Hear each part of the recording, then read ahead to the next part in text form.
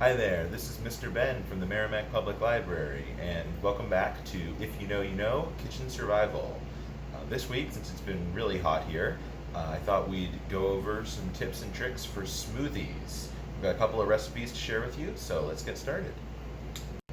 Okay, so our first smoothie tip is to use frozen fruit for your smoothies.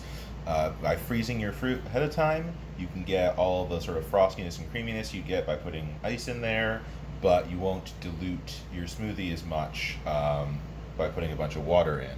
So, bananas in particular are pretty good for this because they have a nice mild flavor. They add a little bit of sweetness, and they freeze really well. This guy is a little green still. Maybe would like him to be a little bit riper, so he might not be as sweet, but should still do perfectly. And we kind of work with what we've got. So I'm just gonna start by peeling this guy, and I do subscribe to the use the seed end method for peeling a banana. Just chop them up into, I don't know, half-inch or so pieces.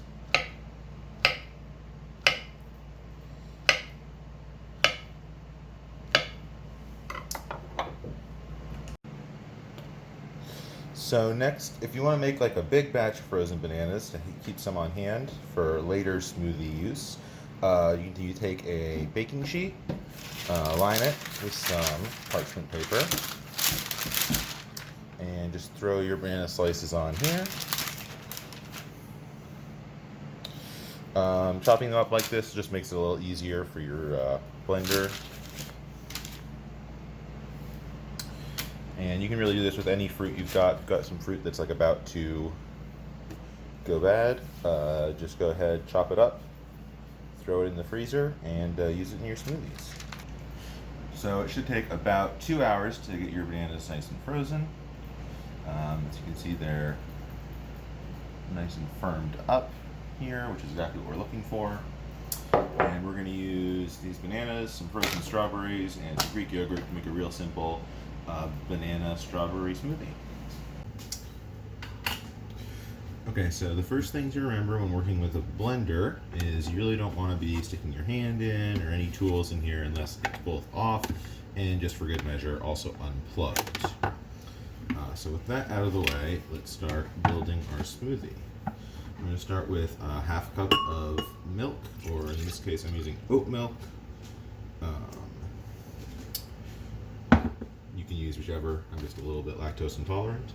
We're going to throw in about a half a cup of Greek yogurt. It's important that you want to start with your liquids.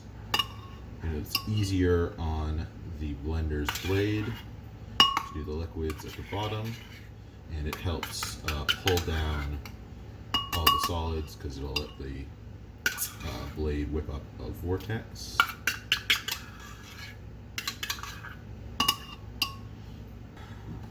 Like I said, I think this guy is going to be a little lacking in sweetness because my bananas were underripe, so I'm going to throw a little bit of honey in here, just a good squeeze.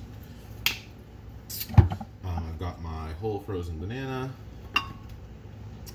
Frozen things at the end will make your smoothie, will help push things down into the blades because they're heavier. And I've just got, I don't know, roughly 2 cups of strawberries. All of these proportions are easy to mess around with. Find what you like. Just remember, the main thing is the more liquid you add, the thinner your smoothie is going to be. And if you add less liquid, it'll be thicker. So with this guy plugged in, turn him on, and I've got a setting for frozen smoothies here, so I'm going to go ahead and hit that.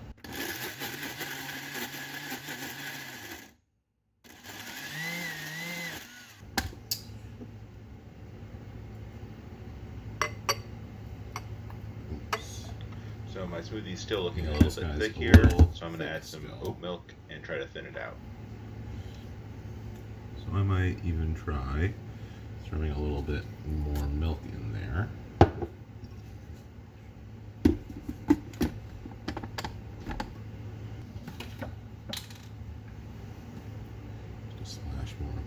almond milk. You probably don't need to lean on top of this,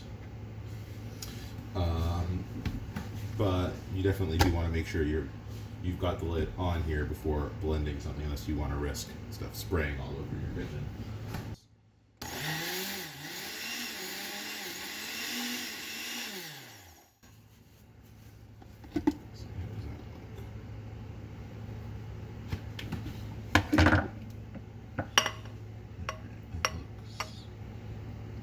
That looks thinner, yeah.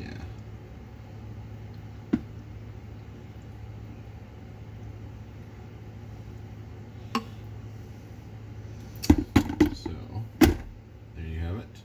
Strawberry banana smoothie. So now, say you've got your smoothie, but your blender's a mess and you're in the middle of shooting a video and you've got more smoothies to make. So what do? You could just get down in there and scrub the whole thing out, or you could get some hot water from your tap or an electric kettle, fill the blender up about halfway,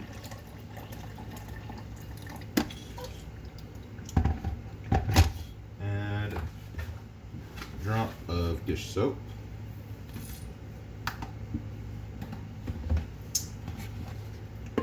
you are going to want the lid for this, and turn it on. Let it run for about 10 seconds.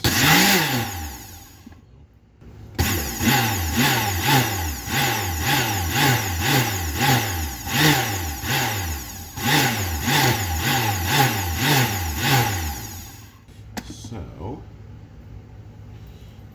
just pour it out, rinse it, and it should be pretty much all clean. Alright, so next up, we're going to look at a pineapple smoothie with orange juice as our liquid.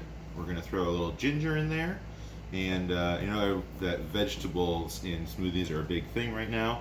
I'm not a big green smoothie person, but I think a carrot would go perfect in this. So let's give it a shot. So first up, we have to deal with our ginger. As good as time as any to talk about some basic knife skills. You can see I'm holding my finger on one side of the flat of the blade and my thumb on the other, sort of pinching the metal. This gives me a little extra control.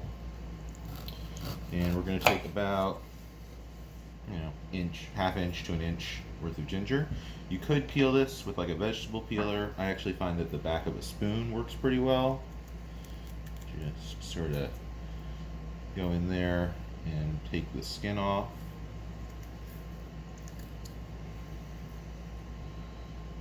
Alright, we've peeled all the skin off of our ginger. So next, let's deal with our carrots. For this, I do recommend a vegetable peeler.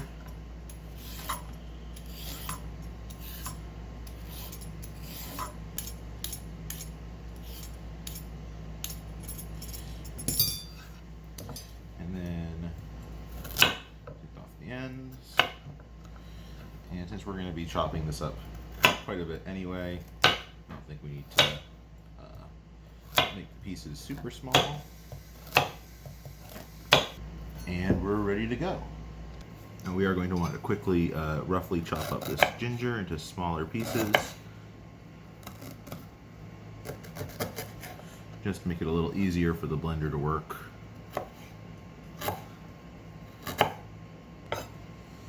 And that should do it. Alright, so into our blender goes a half cup of orange juice, our chopped up ginger, our carrot pieces, and about so this is one carrot and about a cup's worth of frozen pineapple. I don't think this one's going to need any sweetener because the orange juice is already very sweet, but let's give it a shot and see how it goes.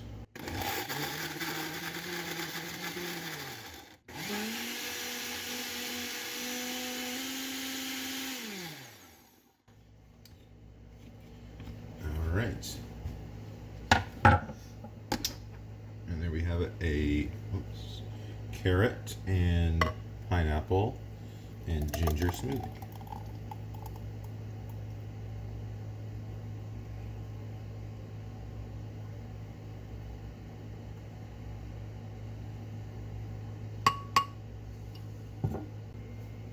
Okay, so that's a way you can get some vegetables into your smoothie consumption. What if you want something that's basically a milkshake but ostensibly a little bit healthier? Well, for that, we're going to go with a Chunky Monkey peanut butter, banana, and chocolate combination. So for starters, we've got a half cup of our milk or milk substitute. Next, I'm going to throw in a little honey because this is using our frozen bananas, and as I said, they're not ripe, so they're a little undersweet. You could use sugar instead if you prefer. We're going to add we're going to add 1 tablespoon of unsweetened cocoa powder. Getting powders in right onto your liquid will help blend those in a little easier. Then we've got 2 tablespoons of smooth peanut butter.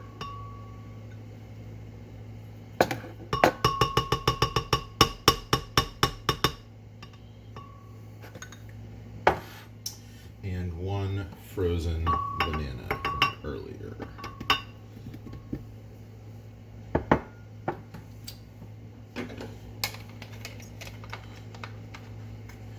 It goes on.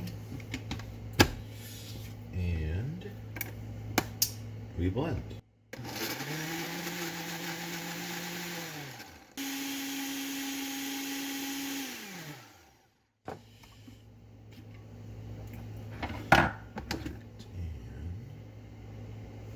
This guy's looking a little bit thin, so in this case you might actually be good adding a little bit of ice, just a handful. This one's pretty, got a lot of really rich stuff in there, so a little ice to chill it out. Maybe I'll throw in a few more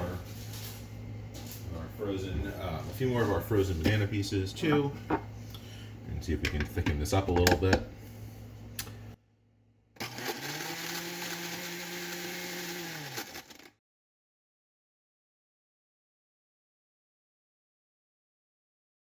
And there we go, a chocolate banana peanut butter smoothie. So there you have it, 3 different kinds of smoothies to help beat the summer heat. I hope you guys will experiment with these, find your own favorites. You can really combine anything you can think of. Just remember, frozen fruit's a great way to sort of get the icy frothiness you want. Adjust how much liquid you want for your how thin or thick you want your smoothie to be, and you can pretty much play with it however you like.